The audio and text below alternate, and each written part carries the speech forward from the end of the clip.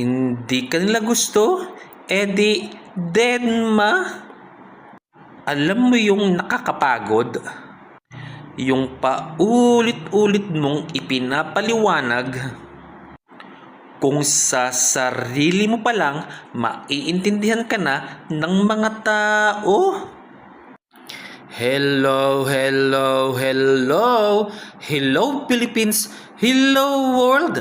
Panibagong buhay, panibagong pag-asa. Ito po si Kalabs TV Vlog, ang sa inyo'y bumabati.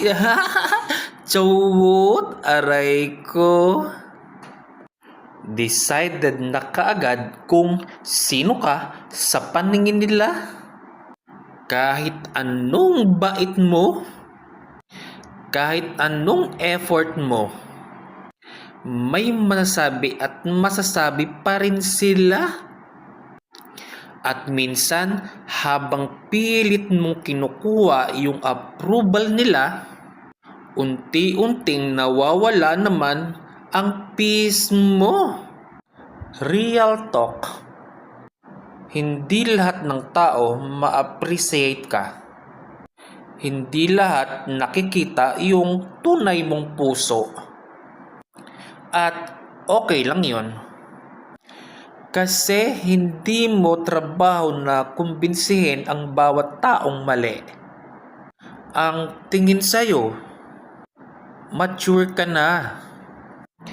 Kapag natutunan mong hindi lahat battle, kailangan mong patulan.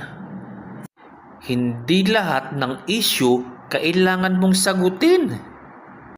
At hindi lahat ng tao kailangan mong ikip sa buhay mo. Protect your peace. Protect your energy. Kasi habang tumatanda ka, mas marirealize mo na sobrang gaan ng buhay. Kapag hindi mo na naiisip ang opinyon ng lahat, at tandaan mo tong mga tanong ng tao, hindi ipaparamdam na kailangan mong magpanggap para lang matanggap, aray ko. They will be respect you, love you, and appreciate you.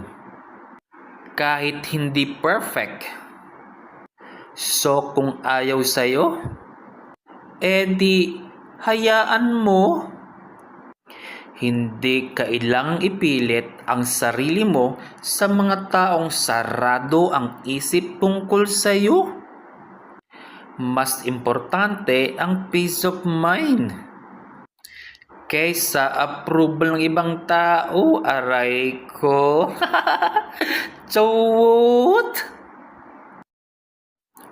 Magpapaalam na po tayo mga kabarangay, kapitbahay, mga kalabs natin dyan. Hanggang sa muli, bye-bye! Chawot!